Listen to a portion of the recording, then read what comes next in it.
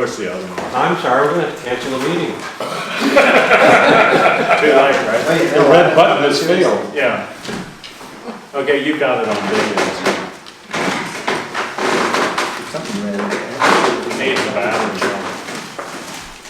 Turn the power on. Technology has failed us. Do you have batteries? It's working.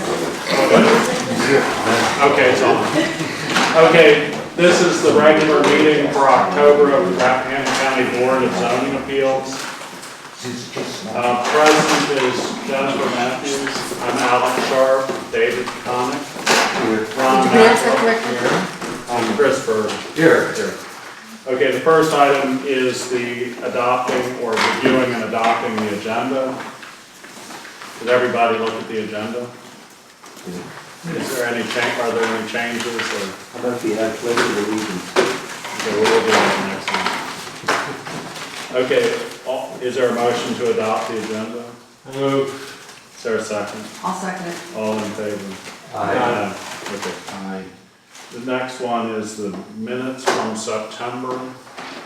And there were a couple of corrections made, but other than that, are they? Well, I made them. You made them in this version, right? Yeah, spelled my name. Yeah. Okay.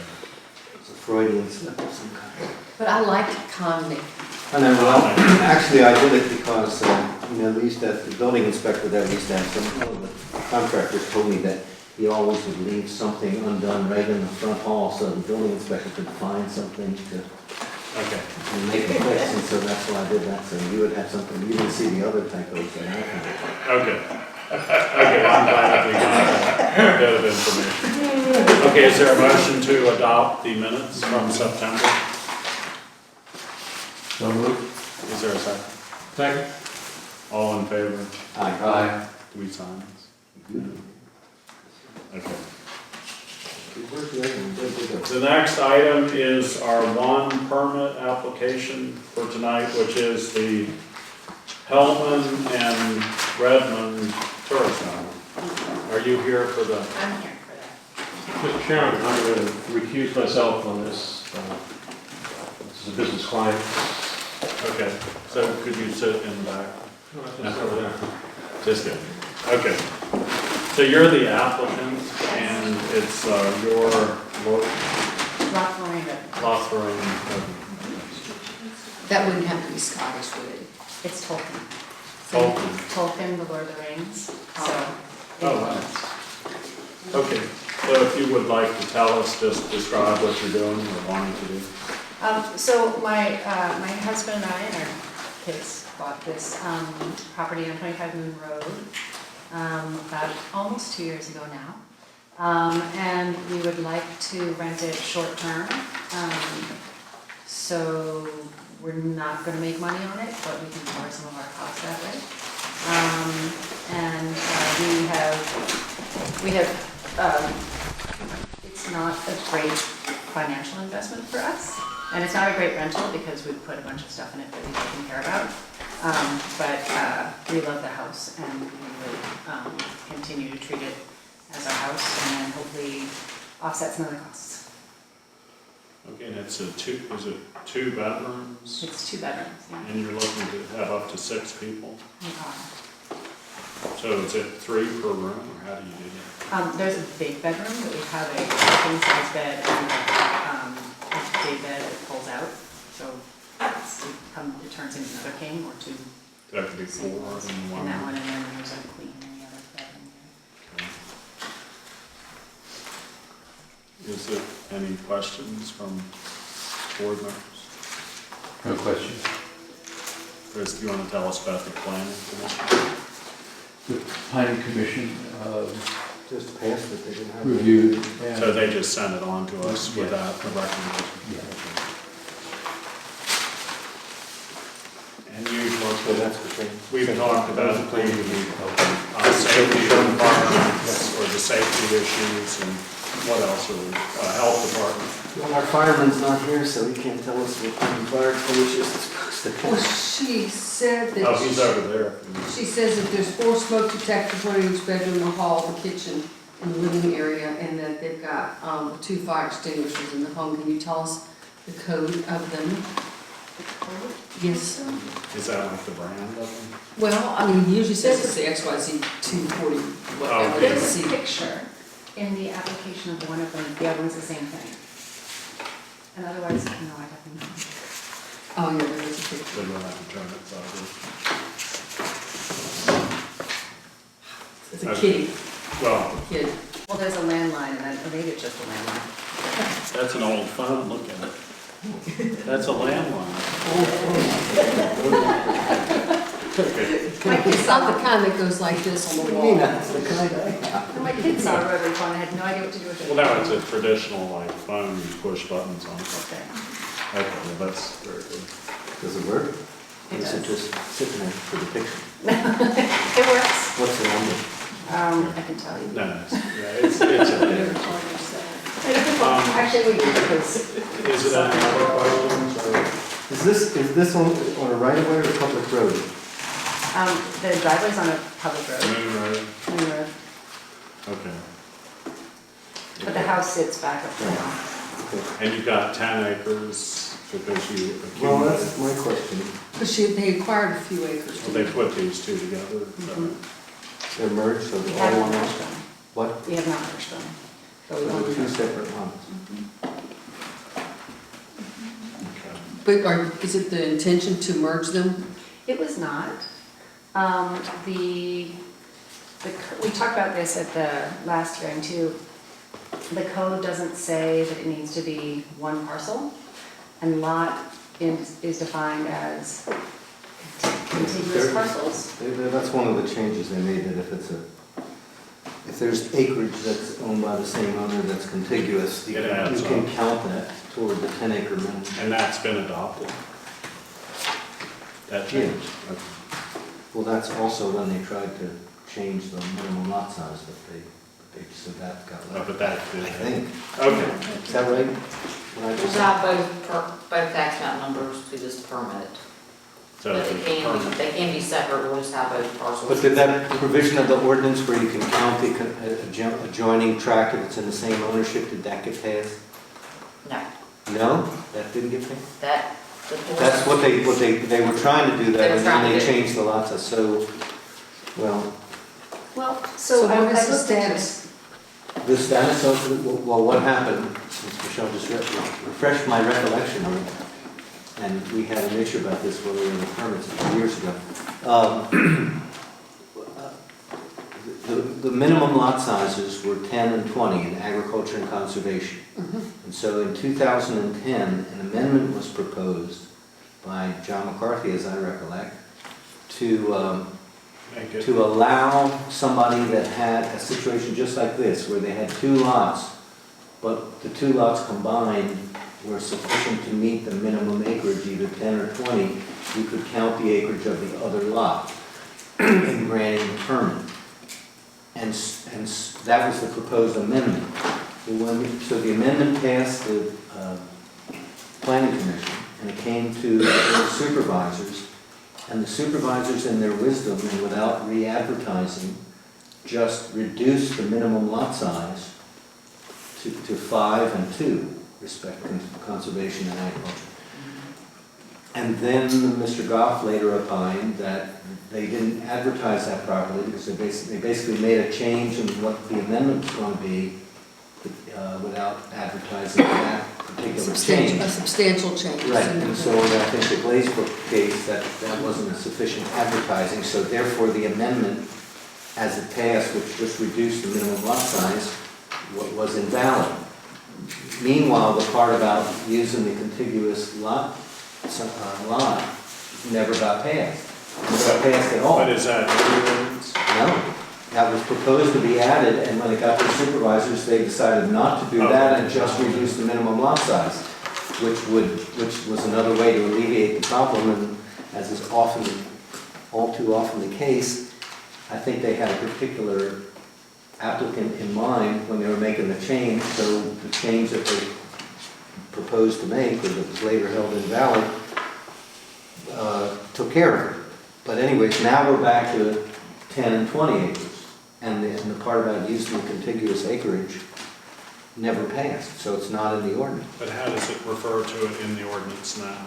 just says there's a minimum lot size in agriculture of 10 acres and there's a Can minimum you lot look size. It that? doesn't say lot size, it says in A and C zones, the minimum acreage requirement for tourist homes and bed and breakfast shall be 10 acres. Right, So it says that's what I'm minimum saying. acres. But it just says minimum acreage, it doesn't say lot, it doesn't say property, it doesn't say parcel, it doesn't say any of that, it just says 10 acres. That's what I was wondering about, Well- what exactly it says, if you're reading it. And, I know it says, but I mean, I think. and that's- lot, in another place, says a parcel of land under single ownership.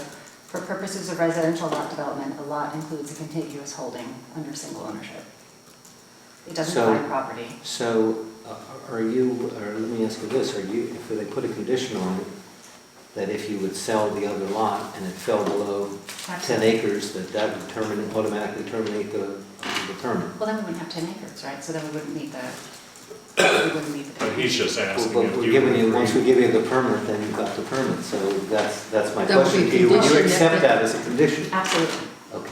I mean, I assumed that I would lose the permit if I sold the land. Okay, Yes. well, but if, okay, So, yeah. Just so sold you part of could- it is what I'm saying. Yeah, yeah.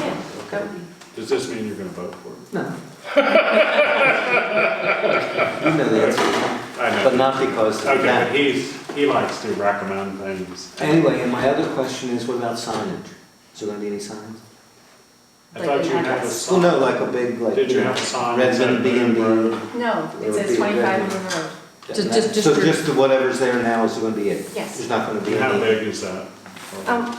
There's a picture there. Well, I mean, We did paint it blue because we understood that the we were ones with supposed the to make it base, really visible. It's a 4x4. four, It's 4x4. Not the no, the sign? sign itself. Oh, the It's a sign is 4x4 4 by that says 4 width, 25 oh, Road. okay, okay. Wait a minute, here it comes. It's coming. I Oh, don't know okay. who does that. It's just like magic when you start talking about these things. Did it just show up? It shows up on that screen. I'm not doing I don't this. see it. Michelle is doing it. Here. Oh, there it is, This is what it looks like. yeah. Oh, okay, so that's what would be agreeable with that being And the that's sign. what, that's There your it is. address Yeah. for fire rescue. Yeah. But Okay. it's just like a post with that on. Okay, but in other words, you're not gonna have like a piece of No. plywood on it. So we would just The put, reason I'm asking that, just so you know, because there's a kind of a mistake in the zoning ordinance, Mhm. and it says if we don't put a restriction of any kind on the sign for any special use permit, not just this type, Mhm. you automatically get like, to have a 250 square foot sign. No, I wouldn't want that. Well, You you can may put- not, but who knows? Yes, no, that, You might put a big sign up that says, "Welcome to New Moon Road." or you something. calm his concerns. You've but- arrived, Lord of the Rings lives Okay. here. no. So I should probably open the public hearing. Is there anybody here who wishes to speak about this application? I'm Jock Nash. The only thing I ask is whether this applies, I missed the conversation because I'm older and hard of hearing, but if she were to sell the place, does her right to the tourist home pass to the next owner, even Typically. though they only buy 5 acres? No. Well, No. she's agreeing, or has offered to agree that if she splits the parcel, that she would no longer have a tourist home permit. Oh, I see. Oh, thank you very much. That's all. Okay, is it any other? What district are you from, sir? What? What district are you from? I'm afraid to say it. Hampton. Are Okay, you from? okay, I'm glad we found that out. Okay, good. Okay. Would you accept the condition? Oh, we're gonna close. Is it anybody else? Okay, I'm gonna close the public hearing. Would you accept the condition that if you sold it, the new owners would have to come in and reapply? Yeah. Okay, great. And He's the sign. still gonna vote against it though. I don't know how much. Because I did. Is there any further discussion, or I'd be happy to entertain a motion? How long are the people gonna stay there when they stay?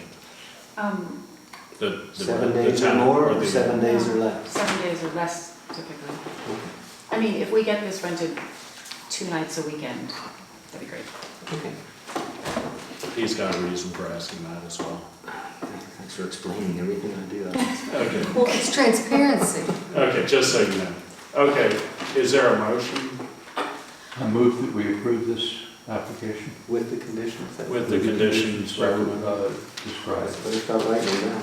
And so the conditions were that the sign is going to be as Wait a minute, I shown. have to find the vote sheet. A simple A post simple sign. post, 4x4 post Just a sign. minute. That if the parcels are put under separate. No, Slow down. no sign. You can't write that fast. No, I got it. Post. With What the- number is it? 25 Moon Road.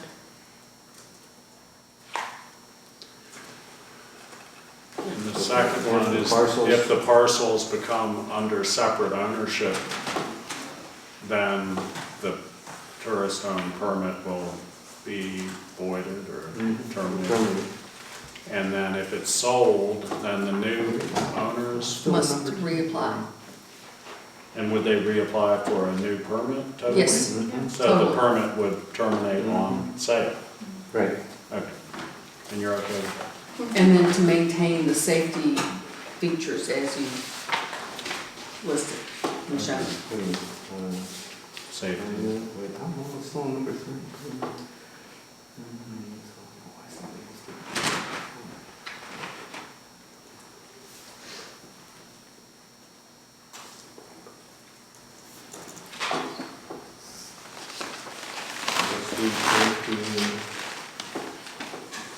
So it would terminate on the sale requiring, Fire Reapplication. extinguishers, smoke. well, as listed, isn't there a list, Yeah, as described. as described in the attached list? Thank you. Will you secretary, and I'll be chairman? No, And I can sorry. explain how you're going to do it. I don't know how to write. As attached, and what was the other thing? Safety on the phone, the landline. Yeah, but there's a list somewhere of these, right? Isn't that online? The list of safety features. Zoning administrator comes around and makes surprise inspections. Okay. Is there any further discussion? Do we need to read that over? I think we've got it, don't we? Only Ron We lets us read it decided that it would over. be reread once as. All right, so here's part of the our proposed procedures. conditions. It's to be approved with no sign except a 4x4 post with 25 Moon Road on it. If the parcels are split and acreage is less than 10 acres, it automatically terminates. The permit terminates if the property is sold. And last but not least, the safety features, fire extinguisher and smoke detectors, etc., as attached and landline are to be maintained. Okay. Those are the 1, 2, 3, 4 conditions. Is there any further discussion? No further Okay, all in Who favor? was the second? Nobody made a second. Who made I it? made the second. Oh, you did, okay, sorry. You missed it. Okay, all in favor? Aye. Aye. You can ask for the no's. The And all noes or opposed? abstains. I'm going to vote no, and the reason is for what I previously stated, that I don't think, especially since the applicant said that it's going to be rented for 7 days or less, that it meets the definition of a tourist home under the ordinance. So, He's hoping for a change in the ordinance, which has not been. This is his leverage. yeah, that's really worked great so far. And then What definition would it meet, or would it just? is Yeah, it- that- Well, the definition in the ordinance of tourist home I agree with you. really means, you do? It's, Yeah. Did you write that down? Well, no, it really means like the cabin up in Sperryville with the little shacks, and people are supposed to stay there like more than 7 days. but that's generally longer than 7 That's the days. difference between a B&B and a And- tourist home. And this is really. And this is a rental, short-term lodge, this is something. short-term I lodging. agree. But what you're doing is the typical practice, Right, but it's yeah. not. And Anyway, there, so you you've got understand, your. and you understand about lodging Okay. tax, Anyway, that you you have to win. go to the Thank Commissioner of you. Revenue for lodging tax, We'll do that. to pay your lodging tax. Is it monthly? Yeah. Whatever. Okay. Okay, Okay, thank you. congratulations. Have a great day. Okay, Almost over. okay. The next item is just. We get you home a lot earlier than the planning You commission. do. My husband She got home at doesn't- 2 o'clock in the morning. My husband didn't even have to call the sheriff. You were at that meeting that went on till the? My husband called the sheriff. They said she got home 2 He hours. She was didn't know where worried. it was, and I Did the sheriff come in here? think so. Okay, the next item is Harmony Manor's appeal of, or whoever it is, Skyline. and No, it's Harmony Manor. Harmony Manor's appeal of the BZA decision. Do you want to update us since you're? Sure, well, I guess at the time of our last meeting, it hadn't even been filed because the deadline was, I think, 2 days later. And, you need to write down why you're, Sorry that I you need to write down why or something, like the name and address or something. Anyway,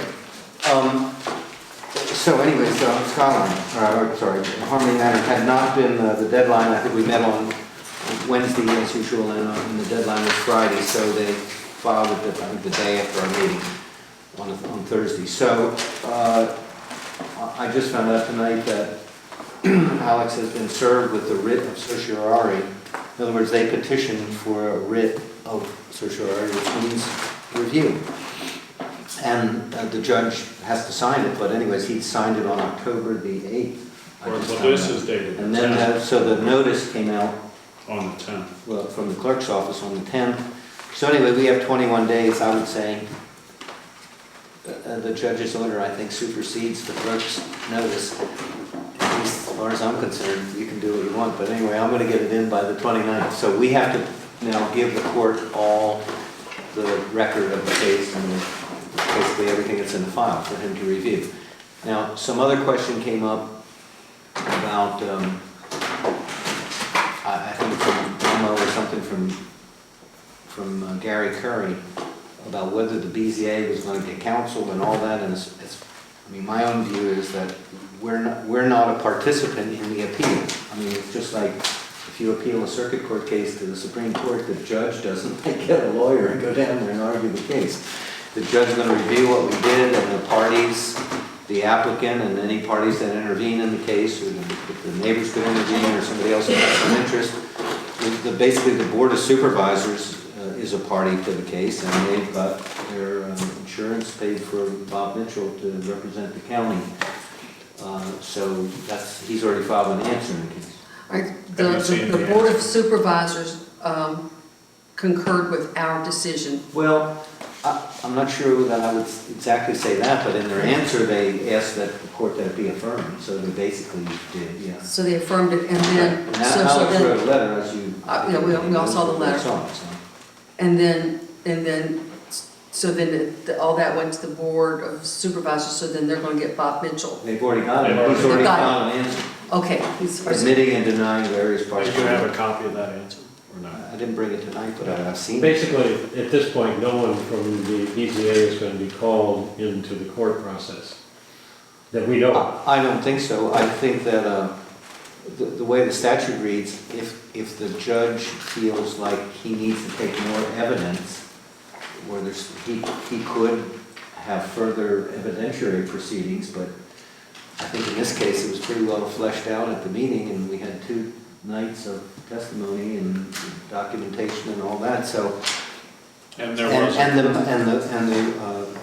the resolution that Mr. Macula presented certainly had all like findings and everything like that in it. So sometimes, if the record's not complete, the judge can have further, like an evidentiary hearing if he feels the need to do that. Otherwise, I think he pretty much decides it on whatever the record is and whatever the parties submit. and everything that, for both of those hearing nights, the one in June and the It's one in transcribed, August, were videotaped as well as transcribed, and that's been, whatever. the Well, transcribers I do. don't, I guess I'll get with Michelle, and that's one of the things we'll probably give him the audio recording. We'll download that onto a, something, either a thumb drive or, I don't know. Oh, we did. But anyway, we'll give him that, and there's also a transcript that the applicant's counsel ordered.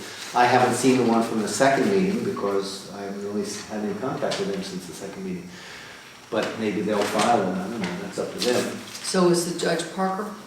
Well, I don't think it's gonna be Judge Parker, because his last day is in about 3 days. Oh, And he is totally retired? Well, he's gonna sort of come back and sit, but Isn't there a waiting period? it's gotta take 90 days off, is what he said at some hearing that I was at with him, when we were trying to schedule something so that he could hear it when he comes back, but that's not gonna be till February, so I don't know what's going on. The last time I talked to the clerk, and I talked to Judge Parker about it too, nobody knows yet which of the two new judges are going to sit in Rappahannock. One of them used to be the prosecutor in Leesburg, so apparently, or at least the last that I heard, he wasn't going to sit in Leesburg for a period of time because there might be conflicts of interest on criminal cases anyway. And then the other judge that was appointed was a Commonwealth's attorney from Fauquier County, so he wasn't going to sit in Fauquier, and they're going to have to switch, but so basically, I gather nobody wants to come to Rappahannock. So I don't know if they don't want to come, but they haven't decided who's going to come. And I guess I talked to Judge Parker, I don't know, about 2 weeks ago, and I sort of asked him who was going to be here after he was gone, and he said, I don't know yet, nobody knows. So I assume there's a chief judge of the circuit, and I guess if they can't work it out, I guess she'll just throw the resumes up the stairs and say, guess what, Tag, you're it, you're going to Rappahannock. So I don't know, I haven't heard that, but I haven't really talked to anybody in about a week or 10 days about it, so maybe it's been decided. I assume it's going to be decided pretty soon because term day is November, the second Monday in November, so they got to have somebody sitting here. And then, of course, they have Judge Wisman, who's sort of a retired judge from Prince William that's been sitting all the time in Fauquier, so I don't know, maybe he's going to come over here and just cover Rappahannock, and neither of the new judges are going to come. So has this been set for a date? No, all they did was enter that order, and now they get the record, goes up there, and I guess it's up to the parties to put, I guess the applicant, sort of the appellant, so I guess it's up to them to put it on the court's docket for whatever they want to do. And so at this point, no, there's no date set at all. Okay. So that's basically all I know about that, and Michelle and I are working on getting the thing in, and we'll do it by the deadline, which is the 29th is next. Next Thursday? Tuesday. Tuesday. We just, Halloween is Thursday. but isn't it basically handing the file over? Pretty much. Well, I have to certify that that's Yeah, it. So, okay. so I'll make up some form that says I hereby certify that's it. And the only other thing is Mr. Nash put in a letter, and I guess we ought to discuss that while we're on the subject, which I circulated, I don't know, yesterday or the day before. You're just talking about activities going on. Well, the activities that continuing. apparently they're having events there of some kind that appear to be in violation of the conditions that the registered permit was revoked in the first place. So I don't know what the board wants to do about that. I guess the possibilities are we could A, do nothing, or B, Revoke it. we could change the revocation effective date to immediately. And I think I don't know, I guess need to get an opinion from the county attorney, which I haven't done because I don't have any direction from the board, but my own opinion is if we were going to do that, I think the way the statute reads about revocation, since we already had the hearing and all that, I think we'd have to have another hearing. We'd have to put it on the agenda for next month and re-notify them that that's what the board is going to consider to do, and then let them speak their piece or whatever, and then decide whether to do it or not do it. Effective as of our November, and it's early, it's like November the 20th, because we're going to meet next month, we're going to meet on account of Thanksgiving, we're going to meet the Thursday before Thanksgiving, or the night after the planning commission. So if we're going to do it, well, we have to decide the night no matter what, but we have to get the ad in pretty quickly because we got to advertise it for 2 weeks. Yeah, we've got it set for the 3rd. We're obviously not going to do it tonight. We have to give them some kind of notice, and so we might as well do the ad and be on the safe side. That's what I would recommend to do, whether we really have to or not.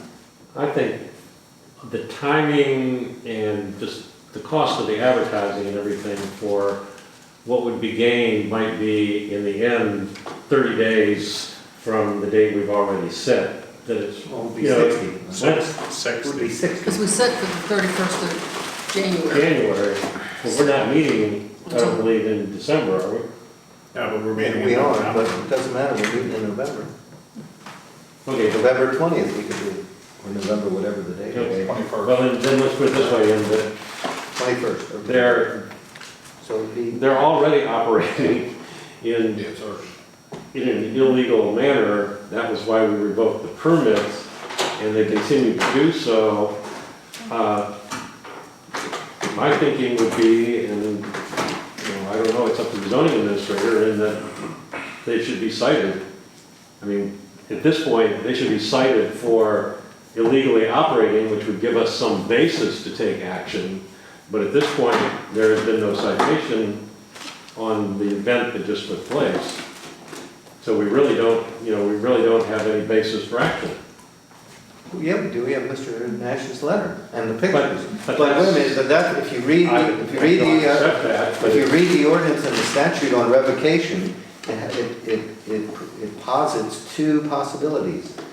Possibility number one is what you just said, or maybe that's actually possibility number two. Which is some type of notice. Which is if the zoning administrator has already sent them a notice of a citation, then we can have a hearing right away. We can go right to hearing. But if they haven't been cited, I think it says we have to send them a notice that if they don't abate the violations, then we're going to revoke them. But this is somewhat of a peculiar situation that that's why I say, maybe we ought to get an opinion from the county attorney or somebody, or a guy down in, what's his name? Lockerbie. Yeah, Mike Lockerbie. Because we've already, this isn't really, well, I'm not sure if it's a revocation or not. It's sort of a revocation of the three, but it's an amendment of the revocation. So whether and how that all works out, I'm not sure, but. Well, was there any, Besides that, I guess we ought to ask the zoning administrator if we were to do that and say on November 21, we revoked their permit, are you going to go out and enforce it? Yeah? Yeah. Well, I mean, we've done a lot of other things where we said that's illegal and then they said we're not enforced. You just gave them, like that sign, you gave them a big extension. So I don't know, I mean, if you're not going to enforce it, there's no point of doing it. Well, I have a question. Are they appealing their right to have events? That we said that they could not have events. Are they appealing that? I don't know, they're appealing the whole thing. The only thing we would be doing, the way I look at it, would be taking away their ability to use the B&B concept. The events, because it doesn't even come under the permit that we issued, they claim that they're doing that under the winery. They could continue to do the events, and what we do or would do would not have any effect on that. How is a wedding a winery event? Wineries have events, have weddings all the time. Well, you know- But in the original permit, we said no events such as weddings, and, I mean, that was one But of they have them. now declared themselves to be a winery, which exempts them from that, which is why they did that. Well, you As a know, winery, they have the right to do It that. doesn't change our permit. No, but all we would be doing was taking away their ability to have people stay overnight. They could still hold the events, I would think, because that is not an event, anything that has to do with the permit that was issued for the B&B. well, that's what you say, but I don't know if the zoning administrator agrees with you. Yeah, that's, I don't know if I want to put her on the spot, but I'll just share with you all. It's new ground, I think, isn't it? I said it's new ground, isn't it? It's just not something you deal with every day. Anyway, I'll just share with you something that's going on in Fauquier County where I'm counsel to some landowners that are opposing a winery that now wants to have a 42-room hotel on their property. And they have a winery on one 50-acre tract and they want to put the hotel on the adjoining 50-acre tract. And it came up to the planning commission, and I'll just say that there's a bunch of very sophisticated and wealthy landowners who opposed it. But then there were just a lot of neighbors who came to the public hearing at the planning commission, and one of them got up and said, I don't understand why all these other activities are customary events, so to speak, at a winery. He said, if I have a motorcycle repair shop, it doesn't mean that I get to go out and have a dirt bike track out back because that's where you run motorcycles. And he also said, if it's supposed to be agriculture or agritourism, if I'm raising cows on my farm it doesn't mean that I can invite 200 people over and slaughter the cows and have a big barbecue as part of my farm activities. So I thought that was interesting, and I don't necessarily agree. I mean, I think, okay, wine tastings or maybe wine making classes or something like that might be considered customary activities of a winery, but when you get into having weddings, what if they have a bar mitzvah there? You know, that's where you draw the line. I'm not sanctioning or saying it's right, I'm just saying, from my understanding, that's what is permitted at this point. I think that this is gonna be a test case for the state of Virginia Supreme Court about, how far can you take agritourism? It's, give them an issue of taking miles and miles and miles. Well, I believe that we need to notice them that they are doing, we have become aware of events going on that are beyond wine tasting. And But why are we even getting into wine tasting? well, but then why? I don't think the wine part is our business, because they don't need a permit for that. Just the What event. we looked at for the original permit was that there was going to be a couple of weekends, a weekend a month, a couple of weekends, two or three couples, and very low car usage. And we had the Forts came in, they gave us the statistics of the impact for car comings and Well, we've goings. already revoked the permit. I know, It's just a but question if you've of got Mercedes effectiveness. limousines up there hauling people around, that is not part of what we allowed to have on that Well, that's tiny why, little. that's why. So the only thing that we could do So is we can move up the advance date. the date that they can't have a Move B&B up. anymore. Move it up. Make a motion. I make And that it- motion. Wait, hold on, is that, you consider that to be important? I do, Okay. because it's affecting everybody else's in that little circle, their quality of life when they've got these chauffeured limousines Okay. coming and going, when it was only supposed to be a low use. Okay, so hold on. How about, are you moving that we bring it to a public notice and bring it to Have the a next hearing hearing? to advance the revocation The date next to. meeting? Yes, Okay, I'll second that. Is that? To make the point, yes, because we're being challenged on the actions that we've taken. So yes. So that's your let's motion, bring it up. there's a second. Let's put it on for November, advertise it. Okay, there's a motion and And, a second, you want to vote on it? Is there any further discussion? What, I have questions about it. What it seems as if we are reacting to a basically single complaint that is not corroborated other than. Well, they'll have a hearing if we do this. If the motion passes, we'll have a hearing next month at which the people that complained and anybody else can speak. And then we'll have a hearing. This is like, all we're doing is deciding if there's enough To to have a warrant a hearing. I mean, what are you talking We'll about do that- We're not corroboration? doing anything Well, tonight. I'm just saying, at some point, it needs to be, the evidence needs to be ascertained. Yeah, well, that would be as to what we would be doing. fact I was gonna say, gathering, because it's fact gathering. I will tell you right now, I went out there on Saturday of that event, and I saw the signs, I saw the tent, I saw the cars, I saw the activity. So you're. Was it 2 or 3 cars that were, What? was it 2 or 3 cars that were using that small little lane? I mean, that's what It we was- allowed to have. It was a wedding that was taking place on the property of the B&B, which is not allowed under the permit for that property. You know, what is a strange thing about this case is that nobody ever said, oh, we're gonna not violate anymore. I mean, that is kind of strange, that, normally. Not gonna what? Violated. They never said, we're not gonna violate anymore, they just, I mean, they're kind of Not this maintaining. crowd. Well, no, that's what I'm saying. But I mean, I'll take the vote if you think it's time to take the vote. I call the question. Okay, all in favor? Of making the notice? Making the notice Aye. and then having a hearing. Yes. On potentially moving up the revocation date. All in favor? Aye. Aye. Aye.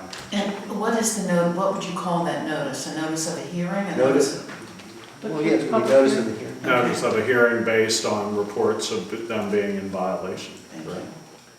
Well, basically, it's gonna be a Continue. second revocation hearing, which will basically undo what we did before and bring it to, Just gonna amend the Yeah, amend it, effective date. yeah. to amend the date Of on the Okay. previously, Okay, well, I think we've got that. previous revocation. That's- So we'll take care of the advertising. We, We, meaning you. oh, right, okay. You always know what I'm gonna do? No, second.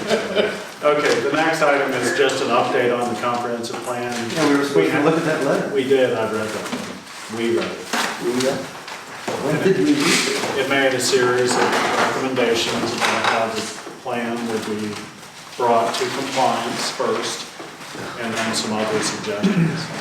Well, I guess what I wanted to sort of focus on is your letter, or our letter of March 3, and some of the things that are in our letter that are not exactly in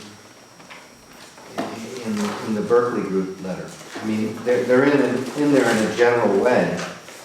And I don't know, maybe we're going to hear from Chris. I understand you're going to have this joint meeting that's now been set for October 29th. That's right, so Tuesday, next Wednesday. Tuesday evening. The same day all that stuff is Tuesday, done. okay. Michelle and I are going to have a busy day. Filing all that stuff And that's to go over the comprehensive plan It's to review the Berkeley group's recommendations. recommendations. and decide sort of what to do, right? Yes, With the supervisors. with the supervisors. Well, There would be, Well- my reading of their agenda is that there will be no public comment, and I'm assuming that there will be no vote taken, Why are you assuming that? Why wouldn't they take a vote? because if you're going to take a vote on something, it would seem to me that you'd have to take public comment. Why? I don't think so. They're not adopting. Well, when is that ever been? Well, I mean, what would they be taking a vote on? Well, I don't know. They might be taking a vote on. If there are What- significant changes that are proposed and Of I course, mean, but I would- one thing they could do, I guess, is go do further work with the Berkeley group, and I mean, get them in on the actual work. And I mean, beyond what they've done. but beyond just analyzing it. In other words, sit down with the guy from the Berkeley group, whatever his name is. What was his name? Todd. Todd. And say, okay, Todd, we want you to help us write the parts that you say are missing. And I don't know if that's, I mean, that's one thing they could do. The other thing they could do is what they do best, nothing. Just have a meeting and say, okay, thanks for coming to the meeting, and then not do Here's your anything. money. And the other thing they could do, I guess, is the Board of Supervisors could say to the Planning Commission, you guys either do it or, you know, I don't know what, because I don't really understand what it's not ready for prime time, so I don't see what exactly the point of the meeting is, but anyway, anything could happen, and I want to suggest that we instruct Chris to, I guess, listen carefully, but I think they need to do something besides, as we've discussed the last, how many meetings? I don't know, except for when you weren't here. To knock it off, get it off the dime. I mean, the Planning Commission has had, what, 3 work sessions over the past 6 months, in addition to the regular meeting? So they got all this other stuff on their agenda, that they put on their agenda, and takes up all their time. I mean, as the lady who was here, Ms. Redmond or Redford, whatever, she, you know, she's here till, what time did that Planning Commission meeting go on till? The other month. 12:30. 12:30 at night, and they never got to the comp plan. They never got to any of their actual, like, regular stuff. And then this last month, they got through the regular agenda at about, I don't know, 9:30, and they never really talked about the comp plan. They all went home because they didn't want to have another marathon meeting. And, I mean, for my own part, I've said it before, now they've got this totally peculiar procedure that I have no, I mean, Ron and I were sitting over there just saying, what are they doing? Because some of the special use permits that are coming to us, that are before them for so-called preliminary review, and then some of them based on, I have no idea, and I don't know if you can articulate what the criteria are. For some of them, they decide to have a public hearing on and make the people come back to the planning commission, have a public hearing, so that they can formulate their recommendation, yes or no. And then others, like the one tonight, they not only didn't have a public hearing, they didn't make any recommendation, they just sent it over to us. And, you know, which is the way it should be, frankly. They shouldn't have, they don't have to have a public hearing at the planning commission level on any of these. And just to share, again, not the experience of my other case in Fauquier, but I had to go to the Fauquier County Planning Commission. And there's a gentleman there by the name of, I think his name is John Meadows, I think it's John Meadows. And he's the chairman of the planning commission, he's also the chairman of the BZA, so I guess he's their representative. You know, they went through their agenda. They had this great big project that I was there for, in which 40-some people spoke. The meeting started at 6:30, we were out of there at 8:30, and 40 people spoke. Just on that one thing, but before we started the one that I was there for, which was number 5 on the agenda of Planning Commission review, they went through 4 of them, adopted the minutes, and adopted the agenda, approved the minutes, and went through 4 special exception permits in 20 minutes. And made recommendations. They didn't have any discussion. The staff made a presentation. Holly Mead was one of them. She's on our planning commission. She made one of them. Some of the other people, like they made a 5-minute presentation. Here's what it is. Here's where it is. Here's what they want to do. They opened the public hearing, and they had public hearings on every one of them. 2 or 3 people got up and said their piece. They limited it to 3 minutes, just like we do. And I'm telling you, that in 20 minutes, they were done with the whole agenda up to number 5. And it was quite remarkable. And nobody sat there and asked 10,000 questions of whether they have right-of-way agreement or whether they have fire extinguishers, all that stuff. The staff did their work, and they recommended them all for approval, and it was zip, zip, zip, done. And our planning commission, first of all, why they have all these... Do they have rules of procedure as we have formulated? That's a planning commission, so... Yeah, we are. I know. Do they have does our planning commission have some rules of procedure? I don't think... Because I mean, it took us a while to get them hammered out and get them done. I don't think they do. If they do, they never really... But I mean, they just spend so much time agonizing over all these details, which it seems to me like their job is to say, is there anything in here that violates the comp plan? If not, it's up to either us or the supervisors, the board that gives or doesn't give the permit, to ferret out all that stuff. The planning commission takes a look at it and says it looks good to me or it doesn't look good to me, and they should be done with it. And but even in Fauquier, they had a public hearing on it, but it took, 5 minutes or 10 minutes. It didn't take that long, because I'm telling you, they went through 4 of them. And everything else, and they were done in 20 minutes. Now, did they re-advertise after the recommendation is made? For the supervisor? Yeah.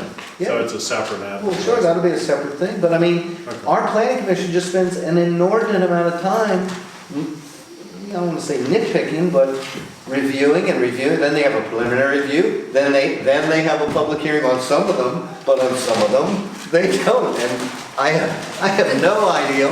When I first brought this up, they got a memo from the county attorney's office about whether or not they had to have public hearings at all. And the answer was, they can if they want to. But there's no requirement, and our ordinance does say... They may. It says something that isn't exactly clear even to me. Someone in the audience wants to make a point of order. In Fauquier, the planning commission meets all day long. In the morning, they take vans out and review the sites together. In the afternoon, they, Oh, and then they have the to. planners, the county planners and the planning commission has a workshop where they go over all that information. So And maybe then they that's have the why. public hearing at night. So that's why. And they're- reporters are allowed to go on the bus, on the van trips so that it's all legal and everything. And Reporters are- you've gone on the van trips and you looked I at used right to work away? for the health department many years ago, and I would go out Okay. and be part of that. Okay. Okay, Well, so that explains some of it. well, indeed. But I have a point about the comprehensive plan that, and I don't know if it was from our staff working on it or if it's from the Berkeley. Their citations for the various tables, and it's for a lot of the tables, it just says US Census Bureau. It doesn't say what year, it doesn't give a It website. doesn't say in Little Roman. Down here, it doesn't say that, it just says US Census Bureau. There's some places where, about the schools, it says Virginia Department of But it's Taxation. giving the year. But it would be No, it nice to does. have, of course, it's in a It gives table, the date. but it doesn't give the date of when it was finalized. Oh, okay. And then there's some down here about US Census, But it gives the years, I mean, I don't know how you would need more. there are proper protocols. Okay. That you should have, that at least it should say US Census of Agriculture 2018 or whatever, even though it just goes to 2017. And then there was things in here for about the schools, it just says superintendent's report. And which county is this? Rappahannock. That's right. But is it Okay. the state superintendent's report that then they pull it out of what's gone? Okay, well, So that sounds like a recommendation. It's a recommendation, so I don't know if it's gonna be more specific when it's finished, but it's just not, So they should cite where the material came from. or put a little website tag on it, something, and to me, it's just not Okay. sufficient. They do have one in here, 2012, so they're giving crop information, numbers of farm producing crops from 1987 to 2017, and their It's source. funny that it's got 2017 when it was made in 2012, Yes, and that's on page 43. so that's interesting. So it's just not, Okay. Well, I entirely agree, and that's one of the comments that, you know, the agriculture statistics, and this is, I mean, another thing that I hope we bring up, is the statistics on farming. And I thought it was in this letter, but it must be in a letter that I wrote to the planning commission, to which I never got an answer. But all the indicators on agriculture, on the acreage, the total acreage, the total crops, the apples especially, the forestry, was all down, and I mean like by a significant amount. And not only did they have the updated information, and the way I got it was I went to what Jennifer was saying about where it had a source. I just went there and got the updated information, which now I think Michelle has updated some of that. But I have yet, and I've been to most of the planning commission meetings where they discuss the comp plan. I went to one or two of the workshops. They never had a discussion of, well, what does that data mean? Yeah, it's these 7. And that's what the planning commission's supposed to do. It's not just supposed to write something and say, They're supposed to okay, we wrote it. You're supposed to sit and say, okay. That's why it's in it, that's why it's in there for you to look at it and study it and then make recommendations Right. based on. Michelle? And that's one of the things that the Berkeley group pointed out about different areas, not just farming, but different, it's like the fire and rescue was one of them. It said, well, we're losing volunteers and it might result in something. But it doesn't say what is the plan? What is the plan? It's correctly done. Okay. If it's a- Table 5.2, and that's what. So you've I got, was gonna say, I'm presently enrolled in the land use course at DCU for BCA certification. And I was down there in the first part of the month for 2 days for classes. And they had, I mean, it covered the whole gamut as part of the comprehensive plan. And I had a chance to talk to the instructor who used to be the zoning administrator in Chesterfield County, He's now basically in charge of that program for VCU or something, Mike Chandler. yeah, like, anyways, and so I had an opportunity to, in the break or whatever, to just sort of lay out to him our situation here. And, I mean, after he picked his jaw up off the floor, because it's like, what? He basically just said, well, you know, good luck, because we are in, I mean, our plan is nowhere close to being reality with the rest of the state of Virginia or whatever. I mean, it's just not there. Who said this? And what? Chandler. Chandler. And we've been working on it for 15 years, and what we're hearing is, let's just pass something and then we'll fix it. Well, you've been trying to fix it for 15 years. I mean, it's, you know, no, we need to. Well, they really fix it. haven't, they haven't been trying to fix it for. Well, okay, I agree. I agree. They've just been saying, well, it's too late to work on it tonight, and let's go home and maybe we can have time next Well, time. absolutely, but I mean, but that thinking of let's just pass something and then we'll fix it, just does not make any sense. I mean, You should talk to your rep on there, Mr. Kohler, because he's one of the ones that says that every time. Okay. Okay, well, I think we've got this topic covered. Yeah. We do? Well, what are we telling them to do? Well, Chris has got some information to work with. Well, I think that what I have taken from this discussion is that the planning commission needs to spend less time on repetitive, single-use applications and more time on the comprehensive plan and the larger picture of the future of the county and how that should be approached and realized. And the data could be updated. I would add that I think we've hired the Berkeley group. They know what they're doing. They've made recommendations. So bring them into the process and let them guide you through the improvements and whatever that need to be made to the plan, rather than just, you know, take the piece of paper from them. That's what they can do for us. They can help us along and get us on track. Well, maybe another thing that would be a good idea, since the board of supervisors is gonna be there, and since it's almost the end of the year or whatever, is they need to put money in the budget for this. I mean, they need, and not $10,000, because it's gonna cost more, and that's one of the things, like another thing, that was a big issue in this, I hate to keep coming back to it, but it's a good example. Same thing I said for years ago.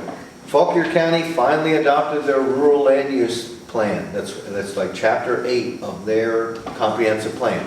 And they worked on it for like 2 years. And Holly said they had, you know, some experts, like, it wasn't the Berkeley group, I don't think, but they had some land use planners do that, and it cost a pile of money.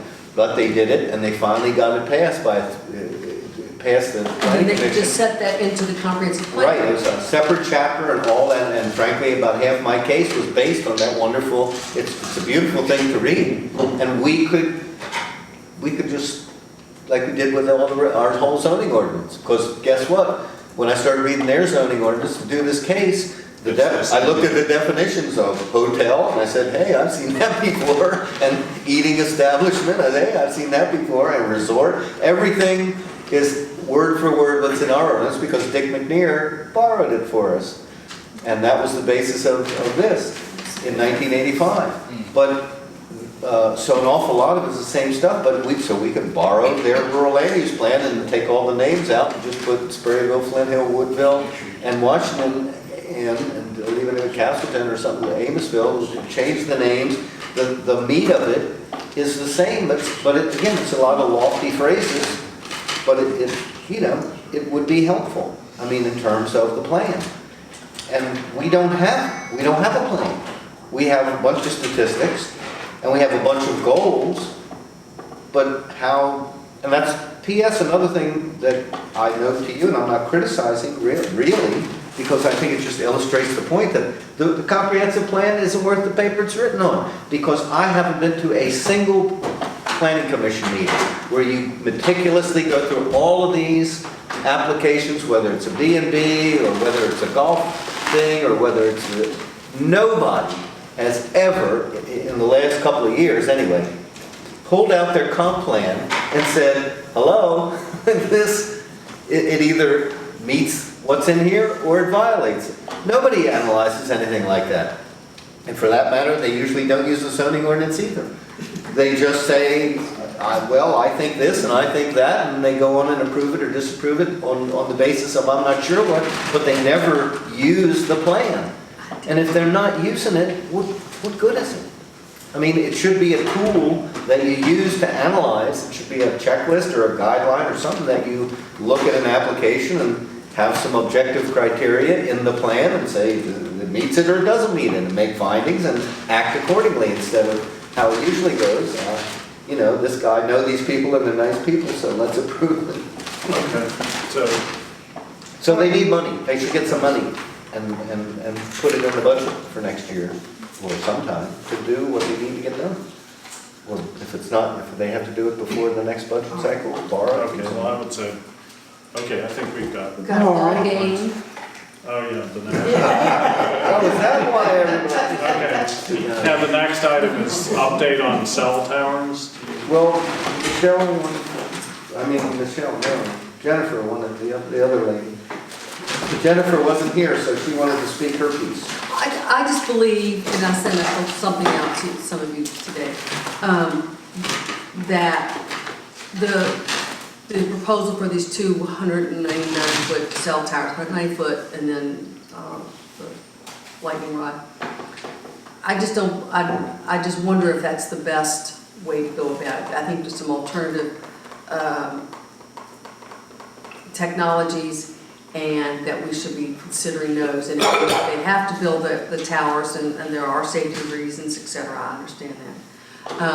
They have to have a definitive plan on how to take them down, so that they just don't have these oil rigs out there. They probably should be monopoles. If they need to put in 3 smaller monopoles, that's probably better than the 2 large, big ones. But there's got to have a definitive plan, because there are situations where they'll, not with towers, but with some other business types of things, that the business is a mine or something is depleted, it's gone, but they'll run a truck over once a year and say, oh, you know, we just had some activity there, so we don't have to close down a mine properly because we took a load of dirt out of it or something like that. So that you have some real definitive ways of defining when it's inactive and then take it down. And another question that I'm not sure that I even know the answer to is, when they're building the towers, and the approval isn't contingent on anybody actually putting the equipment on the tower, right? I mean, that's a separate company. It is indeed. It is contingent on it? It is not contingent. The whole process, from my point of view, is a dreadful hodgepodge of uncertainty. And that the problem, as I see it, is that we are relying on for-profit companies to solve our problems, and they're going to do it Their way. according to so that they can make a profit, or think they can make a profit in doing so. And we don't really have any communication plan for the county and how to solve the problems in perhaps any number of directions. And that basically the proposed cell towers are mainly designed to provide communication along the roadways from Sperryville to Boston. And because I think the problem with cell communication in Rappahannock, there isn't the population to support anything more than that. And that is the extent of the plan and activity that I'm aware of at the moment. What has the commission done in terms of, I know somebody sort of suggested it, but again, I didn't hear that, and it's similar to our discussion of the comp plan. What about getting an independent consultant who knows about this stuff to do an analysis of how it should be cited and where, what the coverage is going to be? Because I've got a pledge, I mean, you know, I know about zoning, but this kind of stuff, I don't know anything. What's the completely alternative to these 200-foot towers? There should be alternatives in, I just came back from Europe, they have shorter towers that are discreetly placed, and so then they are able to cover the coverage for the telecommunications. But they're not these monster things that are up there. So could we have smaller monopoles that look like pine trees or something like that? And is there a way to link off of the fiber optics? No one has told us. We don't know. Well, I think, as David has said, we need to have a comprehensive plan for communication in this county. And I think that what we hear on the planning commission is that landlines are all deteriorating and less dependable. And so that, and alongside that, the emergency and law enforcement needs to have the ability to communicate.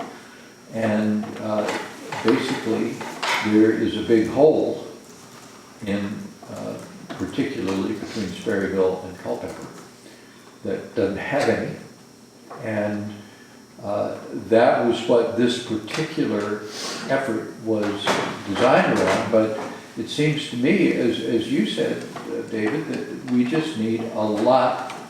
We need an overarching plan to try to approach communication in its entirety as opposed to in a specific piecemeal fashion. Yeah, especially when it's somebody that just says, here, that we're gonna do this, and they put the one up in Sperryville, my understanding is nobody has located any equipment at all. Does it even have the fiber optic yet? No. That's nothing. It's just bothering Jock and Yoko every time they look out their window. It's the only useful purpose it's serving. Just them all. Here's my question, is that the Appalachian, the mountains run I should say down the useless. east coast, from Maine to Georgia. Are these communication problems from Maine to Georgia, or is it just Rappahannock? No. In that, there are other areas that have dealt with the issue, how have they dealt with it, and Well, some what of has them been the don't effect? care, and they don't care about the What? view. Some of them don't care about the view shed, and they will put up these huge towers. Over in Shenandoah County, you can drive along, and it is just beautiful, and then you've got towers. Now, some of them are located close to 81, and that's why, there's a reason for that. But It's a choice that has to be made. And it's a choice that has to be made, and I think that we need to be. The answers are there, it's making the choice. An informed and choosing, choice. where you want to be in the communication link. That's what it's about. And yes, what you're talking about, the lower towers, yeah, you have to have, they'd be all over the place, but they wouldn't be any different Right. than the electric power poles that are all over the place. Right. I make a motion as Then we follows. adjourn. I make a motion that we instruct Chris that unless he gets satisfactory answers to all the things that we've raised, that he should vote no, that to recommend that it should be, both of them should be denied. And he'll be just like me about the tourist homes, because it's gonna be outvoted 5-1, but who cares? Maybe he won't be, I don't know, maybe somebody will listen. But until we get satisfactory answers, or until the supervisors allocate some money to, that's the other thing about the plan. What good is the plan if it calls for preserving our view sheds and all that, and then the first time somebody comes up with a proposal to wreck the view shed, they say, well, it's either do this or do nothing.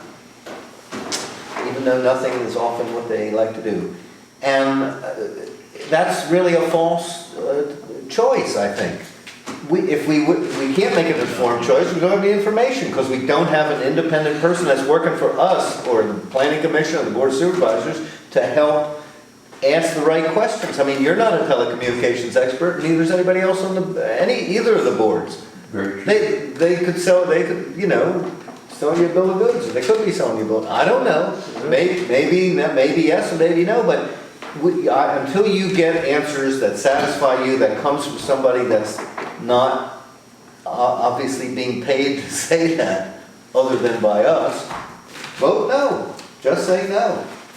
And, I don't know that we direct his vote, but I think, well, that's my motion. You would like to see that kind of effort made. Yeah. can we just modify it to that? So we're not dictating his vote. Why, are you offended by that? Not at all. Because then you can hide behind it and say, they made me vote that way. Okay, well, if you want to do it that way. That's my motion. Is there a second?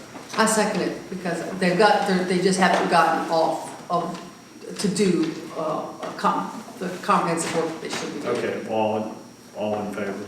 Aye. Aye. Okay, How did you vote? I voted aye. Good. And Chris abstained because I he's being abstain because directed. I'm the Directed. vehicle. You are the messenger. Okay, is there a motion to adjourn? I so move. I think we should talk about it. That's gonna be discussion.